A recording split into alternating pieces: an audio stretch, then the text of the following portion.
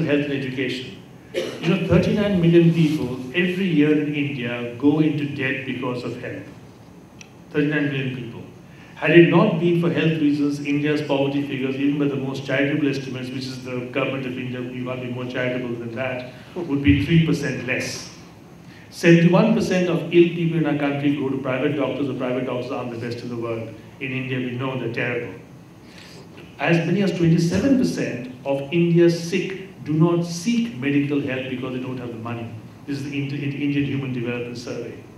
Now, if this is the situation, then what do you think will happen? You will encourage a patron-client relationship. Now, the thing that worries poor people the most is if somebody falls sick, how will they look after that person? So they reach out for patrons. Education, same thing again. You and I reach out for patrons.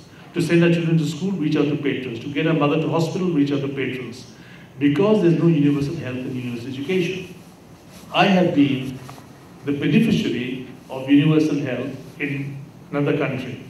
And I can tell you that I had no worries at all. I had to, my family and so on and so forth, this is a long story of course, but we had no worries at all because we didn't depend on any patron.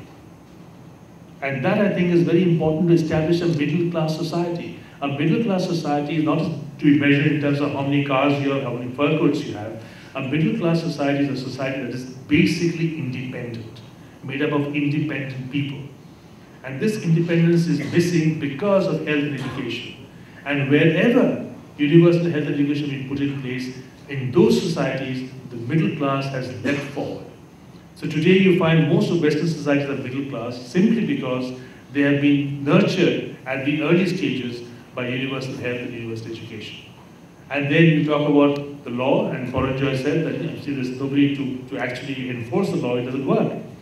You can enforce the law when patron-client relationships are not in question. There's no patron-client relationship, it doesn't really work. There's a very interesting joke, it's apocryphal in all likelihood, that to United Airways counter somebody came and he wanted his excess baggage to be checked, and she said no, and the girl at the counter, and then he said, do you know who I am?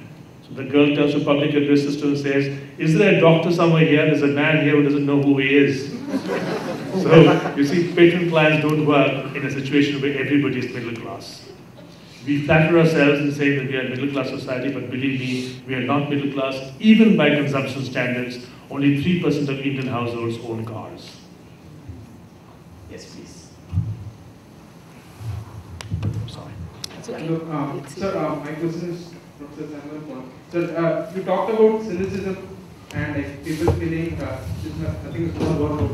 But in a system where even when the rules are clearly defined and you at a personal level keep practicing ethics, but others continue to shun it and take shortcuts or like still like if you are the person who is stopping at a red light at 1 AM and you are called the fool, so like how long can you practice ethics and still not be cynical about it? No, these are not easy things to do. I'm saying that that's a type of transformation we need to achieve. And today, I didn't have time to go into it, some of the mass movements we are seeing, fighting against corruption, standing up, going to Freedom Park, I would see it as seeding of this kind of hope. Although individually we are not able to achieve what you are talking about, and we could be discouraged and we may give up. Those movements and the collective action we think we are doing can instill some hope. We need to have such mechanisms. I use the term promoting demand-side governance. That is where we are powerless individually. By coming together, this is what many activists and others are doing. We create a little more sense of hope and movement. So yes, the problems you indicated are right. And the way to move forward is to work together in teams, in communities, in organizations, still striving for achieving the more ethical way of living, conduct, while we see the abuses all around us. Okay, in the interest of time, excuse me, just a minute. In the interest of time, I'm going to request one thing. Let's just hear 4 or 5 questions, and then we'll take them and answer them together. So, sir, your question first, please. My name is Prabhakaran. I am teaching ethics for a few years. I am surprisingly fine this year my students are more interested in ethics after the 2G spectrum. My question is, our politicians are giving a lot of freebies, maybe laptops or color televisions or some other forms of freebies.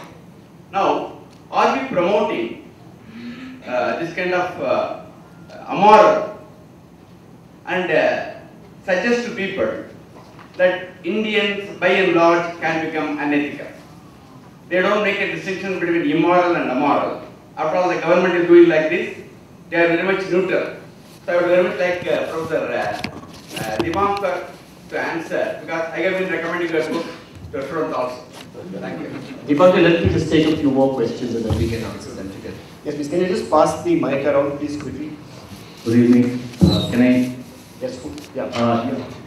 I was a little confused about the subject. We start with the question mark, unethical Indian, and does the panel conclude that we are unethical? Number one, because there's nowhere we have debated that there was nowhere a point that debates against this point that no, we are not unethical. Next point is about corruption. Is corruption the only unethical thing? Till Professor Gupta brought out that morality and ethics are to be treated separately. Okay, now morality is what we are, and ethics, from what I understand, is what we would like to be seen as a perception, as per the rules defined. Now, my next point is ethics based on the scale? What I'm trying to say is that does it depend on the scale or the impact on an individual or a corporate or a country or a society in general? Okay, I think we got the question. Next, can we just take? Could I just? Yes, please. Yeah. Hi, I'm Girish. This question is to each one of the panelists. Please try and answer either yes or no. Preference, not affirmation. Yes, yes. In India, can one start a business enterprise? I'm not referring to a cutting-edge business enterprise. In India, can one start a business enterprise and run it for 2 years without paying a price, either directly or indirectly, either in cash or kind? Okay, I think we got your question, sir. With a reasonable output and a reasonable time. Good. Professor Manohar. Yeah. I was left wondering whether we were to see this as an evolutionary process. It will take 100 years, 50 years for our society to get better, or can we accelerate the evolution like in Singapore? If so, how? I see some points were made, in terms of transparency, in terms of shaming. Is there, and another thing is that an individual, a few bad apples are with a systemic in the body of the society, and therefore, how do you approach this? Okay, yes, please. A question for Professor Gupta. Is it a climb down to instrumentalize ethics? To say that ethics is it a climb down to instrumentalize ethics? To say that ethics is justifiable and means to something rather than Professor, he's been waiting for a while. Yeah, please. There are 2 questions. Yeah, I just wanted to add to a few questions being clarified here. I think Professor Gupta made a fantastic distinction between ethics and morals, as I understood it. It was kind of a aha moment for me. I just wanted to use an example to try and understand whether we're on the right track or not. When you talked about this external distinction and the internal, the morals as personal and ethics as external. Tiger Woods. Now here's a guy who was the epitome of everything that stood for in terms of affirmative opportunity, breaking through the glass ceiling, outstanding golfer, inspired millions of people, and then failed morally. But when he accepted his moral failure, he was allowed to come back and compete on an ethical platform, saying once again, welcome back to the sport, and like talk about sport, the rules being what they are, and so on. So does it mean that we could exist with this duality?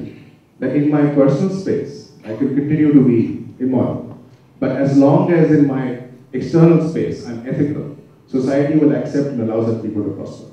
Because this leads on to your point about the kind of cooperation that people believe. And then how would you juxtapose this if you're proposing that we all become effective societies or middle class societies, and then you talk about middle class morality? How do you integrate these two factors? So, Jha? 2 questions. Anybody on the fence? about education, and my hypothesis is most of the people whom we discussed today, or the names came, they were educated people. So education and lack of ethics, is it inversely proportional? The second issue I have is that in these kinds of institutions, when we talk about ethics and we try to practice it, we have a system of governance where you look at the chairman, you look at the board members. Some of the people are named but not seen. Then what business we have to look at others? You talked about practice, practice, practice. So why not practice begins from home, and why media and others are not highlighting who are the people who are put on the board for some of the institutions where we are supposed to maintain high standards? Thank you. Okay, yes, I think we'll take just one or two more. Okay, yeah, you first, and then we'll take this question. Then we'll have to stop there. Yeah, please. Yeah, my question is about how we are addressing this entire issue. It's more directed towards Paul and Professor. When we question an unethical Indian question mark, I'm going to come out with a very cliche question. Is there a common Indian identity? Because so far, how we associate ourselves, Indians associate ourselves as caste-based or community-based, something that's more on the cities. I'm a public policy student, so when I read about behavior of auto wallahs in particular cities, we associate a particular kind of behavior with a particular city. So even though it is good to have such general discussions about unethical Indians, do we need to dwell deeper into the fact that every city or a particular level, whatever our level of analysis is, are there deeper problems to be addressed? And probably the way we look at this problem or an opportunity should be completely different. So, okay, I think we take the last question here. Yours, yeah, please. You don't have the mic, just stand up. That's fine. My question is probably to Mr. Paranda. One of the things that Dr. APJ Abdul Kalam used to say is we are not good at bringing out good news. We are not bringing out good role models. Are we talking about unethical Indians because we've been exposed to more negative news than the good news? Or how would our media react to good examples of ethical behavior? So far we have not seen so. Great. Okay, so now I think maybe I'll just give 2 or 3 minutes to each one of you to kind of take a stab at any one of these questions, and then we'll also kind of wrap up after that. So maybe I'll start with you, Professor Paul. There are several questions, and I won't address all of them. I'm sure others will address. One, on starting a business, I have a feeling you got some examples from some of our colleagues who spoke about it. I think we are seeing in technology areas, certain services, it's quite possible you can now start a business and manage practically without any bribes. I'm not in business, so I can't guarantee that. But I think you can see certain sectors, certain types of businesses where this may be easier to do than others. I thought the question raised on unethical Indian was a rhetorical one. It was not to derive a conclusion about 1.2 billion people and divide them whether 2/3 are unethical or any such. We have strong feelings about this subject now, for the reason all of us, several of you have commented. There is much greater awareness. Media is publicizing things, electronic media is playing a role that didn't exist 20 years ago. So it doesn't necessarily mean corruption or unethical behavior has suddenly increased multiple times. We don't know that. There is no data on this. But certainly awareness and concern about it because of the awareness and knowledge, why you're getting better response in your ethics class. All of these are related to that. That is happening. And to me, that's a very positive trend. It is from that awareness and realization and the collective action that might follow, at least in some groups and cities and among the more educated, that change might come about. I feel like one of you indicated, these are not going to be achieved overnight. And that's partly because of the diversity that you referred to in our country. You cannot talk about like an average American. What is an average Indian? It varies all over the place. There are highly poor people, very rich people, uneducated people, unhealthy people, religions vary. So all of these make the task of transformation more difficult, more time consuming. I think that's why I said we may have to think in terms of decades and generations and not create a euphoria that a Lokpal bill today or an act passed will solve our problems. Let me stop there. I'm sure other panelists talk about it. I endorse what Professor Samuel Paul said. The only thing that you can generalize about India is that you cannot generalize about India. But I do certainly believe that the overwhelming majority of the people of this country, the 1.2 billion people of this country, are not only honest, they would like to remain honest. And it's unfortunate when they find that the honest person is considered to be a fool or handicapped. I am firmly of the view that the fish rots from the head. That it's important for the media and all of us to talk about corruption at the top. Those in positions of power and authority, the rich and the powerful and the influential. I am firmly of the view, sir, that when you look at the question that was raised over here, education and lack of ethics, there are some extremely educated people, extremely intelligent people who are extremely corrupt.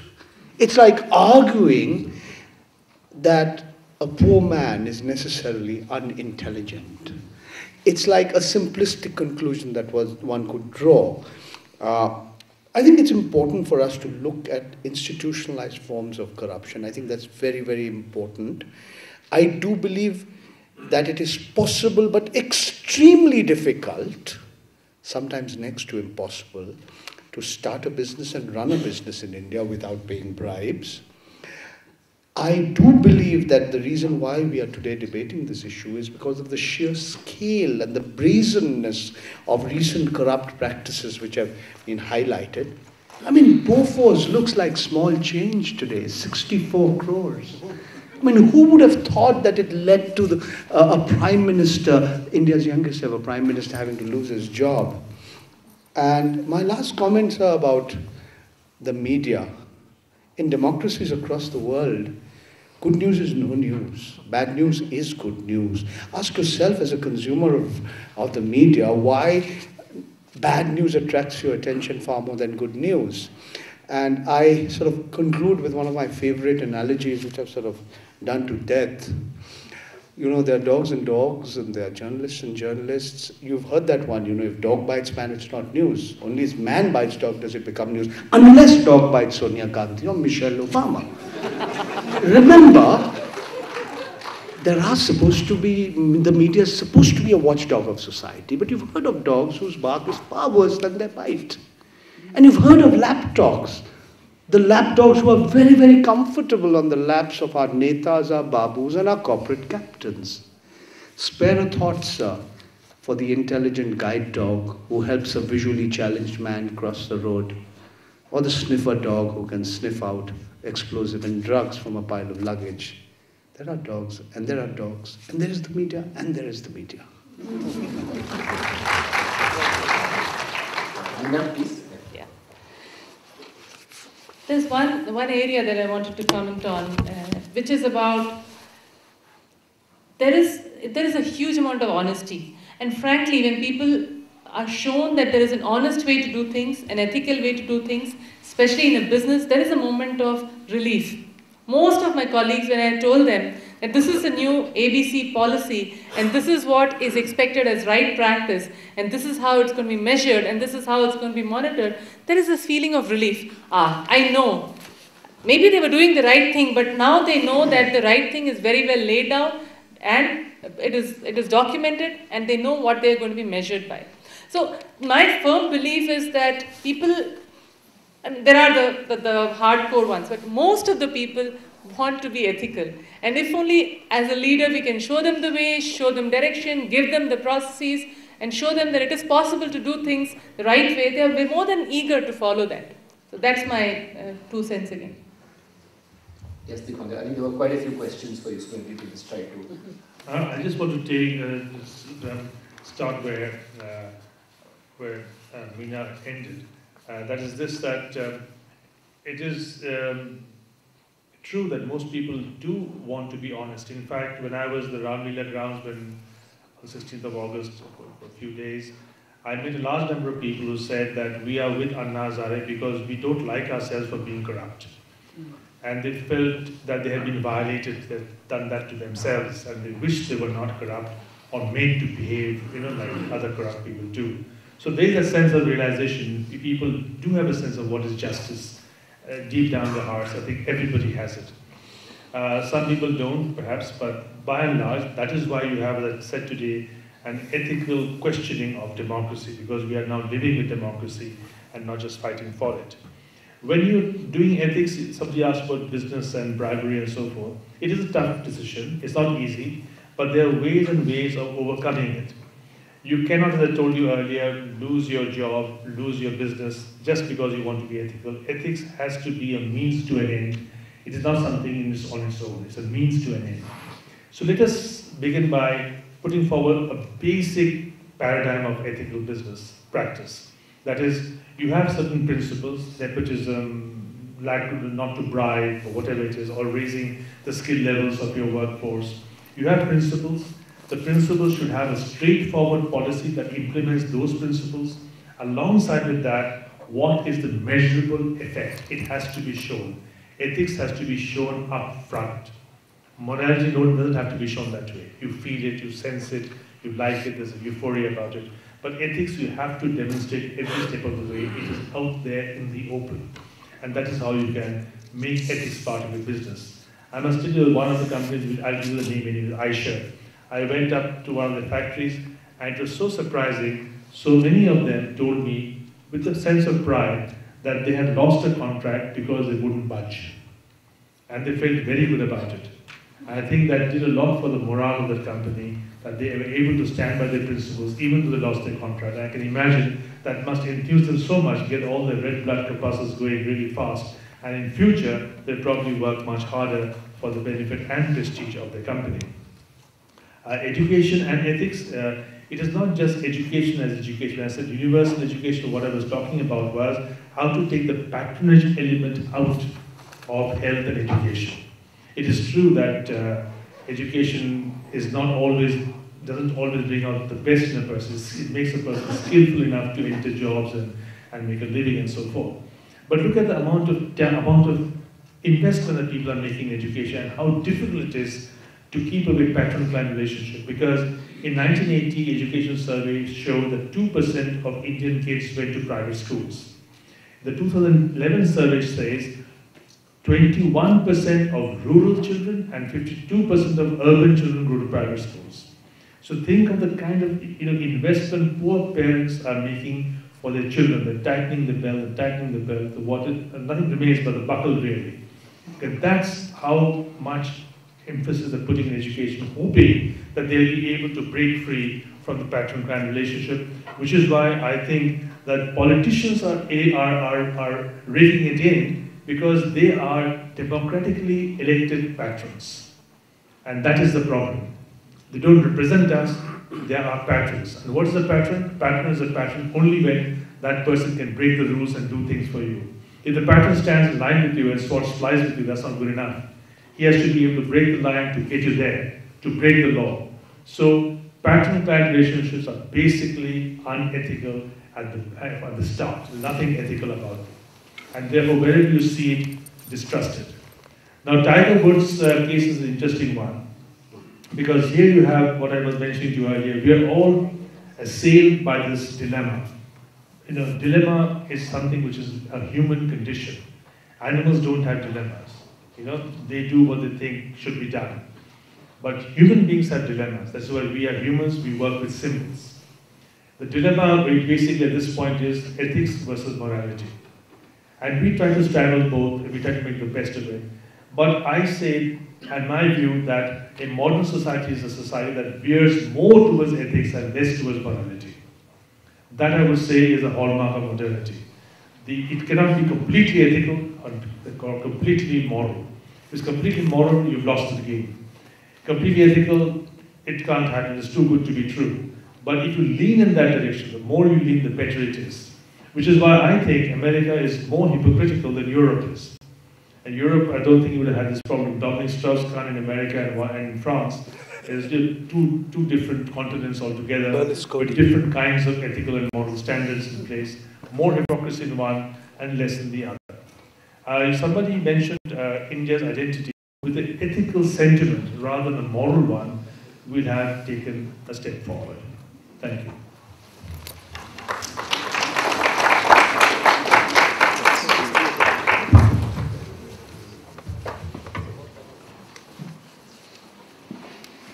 With such rich contributions from all the panelists, I don't think I'm going to hazard a summing up. I think we had some very brilliant perspectives on the issues confronting us today. Clearly, as Professor Paul mentioned, the title, The Unethical Indian, was meant more to provoke than to make a statement on our country. But I think we certainly have a very big challenge. As Professor Manohar Reddy was mentioning, if you want to accelerate this process, if you want to move quickly away from the patron-client relationship, or you want to move more quickly into the more institutional kind of setting that Professor Paul mentioned, clearly fundamental to each one of our panelists.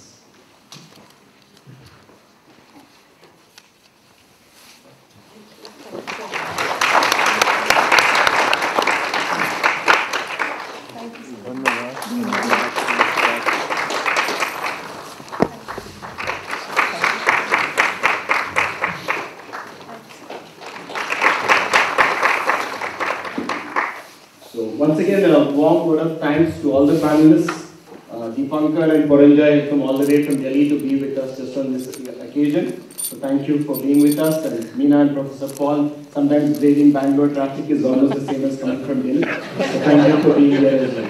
Thank you.